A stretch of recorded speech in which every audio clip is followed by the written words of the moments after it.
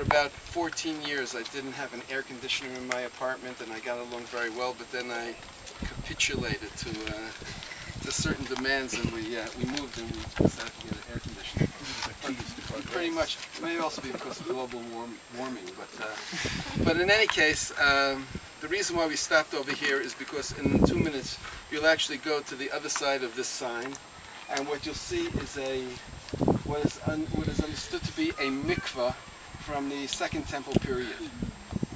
And there is a question as to why you would necessarily have a mikveh in this area, and generally the theory is that for people who are coming aliyah l'regel, as you are doing, okay, in other words, going up to Jerusalem during the festivals, if you're coming from the south of the country, so this is on the main road, okay, and if you want to purify yourself before you get to the temple, so here is a mikveh on the road that you can just go into, purify yourself, so you're ready to go to the temple. And so it seems that there were along the roads, okay, there were various mikvahs that you had. There were also along the road various places that you had where you simply had, like, you know, water fountains, so to speak, where people could just go in and get a drink. But this is actually a mikveh. When you come and you'll see it, so I'll just describe it and you'll see it in 1 minute as you go there, you'll see that there are actually what looks like two entrances. There's actually an entrance and an exit.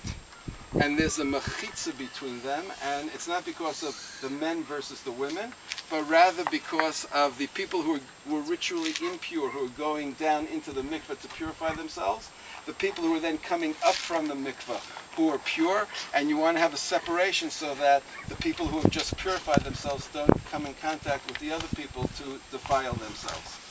So that you actually, there's one over here that you can see well. There's another one which has not been dug out, and it could be that there's another one also along, so that it's not like you just had one, but you had a number of options over here, so that to basically accommodate all the people who are coming up to Jerusalem. So if anybody doesn't have any questions, take a look. Here's a good question, Meir. Yes. Why would you get purified this far away from Jerusalem? Why would you get purified? That's actually a very, very good question. Given the fact that it would probably take you a half a day at least to get to Jerusalem from here if you're going by donkey or by horse, well, probably donkey or camel. So I don't have a good answer for it. I was wondering if maybe there was something nearby. An alternative, which could be a possibility, although that's not what people generally think, is if you assume that there were people who were actually living in the area, then it could be that one of the things, there are two things that grow very well in this area. One of them is olives, the other is grapes. And in fact, you'll see that when you travel all around here, they're basically grapevines, and one of the things, you probably might not notice them because they're lying on the ground. And grapes are a big industry here. For people who were producing, let's say, wine, so it might be very important that in the process of producing it that you don't defile it, and so therefore it's important for them to have to purify themselves as they're engaged in the process of making the wine, or for that matter olive oil. But the only problem is that there wasn't any big city that was found in this area where you actually found. There is in Gush Etzion, you do find wine presses and you do find, you know, olive presses. So it's not as if it didn't exist, but there's nothing that would indicate that there was like a major city where this would be part of that framework. Yes, David? Were there any people who had alternative, like mizbechot anywhere at this time period? No. There wasn't, so it can't be that. Not that I'm aware of. And it seems, again, since I'm not a licensed tour guide, so I can, you know, but for the people who know, yeah, there are ways in which they can identify that this is actually from the Second Temple period. And it's clear also, if you look at just the way it's set up, it's clear that we're also talking about a mikveh. How do they fill the mikveh? How do they fill the mikveh? So there are two possibilities. One possibility is we actually passed something.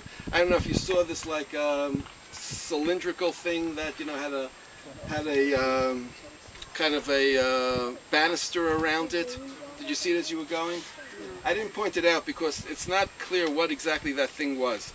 Some people think that there may have been some sort of an amphitheater there, which is a little bit hard to imagine. The alternative would be that there was actually a cistern over there where they collected rainwater. So one possibility is that you simply had cisterns where you collected rainwater and then you plugged in the mikveh to the rainwater that was collected. A second possibility is that all along this area there are all kinds of springs. Okay, ma'ayanot, there are all kinds of springs, and in fact, where we're going to Bat Ayin, you can actually see them. There are some that are actually used by various people as a mikveh now. Okay, outdoor mikveh, where you have, and so there is a lot of underground water over here, so that what was providing this was probably a spring, and for the people who said it looks like in various areas that there's a lot of greenery down below, and so that's because of the underground water that you have over here. And? What, and? And then you told me about that those trees aren't actually indigenous. No, the trees are not indigenous, that's true. The trees were planted by the Jewish National Fund. The trees that are all the way in the bottom were planted by the Jewish National Fund. Okay, in general, I'll just say this now, this area, most of the area all around here, I mean, I can't tell you definitively how much, but certainly all the places where you'll see the Jewish communities that were set up, all of them were actually areas that were owned by Jews before the state was established. Okay, before 1948, there were many Jews who had either bought property here or it was bought by the Jewish National Fund, and that's where these various communities were established. And then after 67, they simply went back to those places where Jews had actually been living, or property that was owned by Jews. Okay? So, any other questions? Take a look.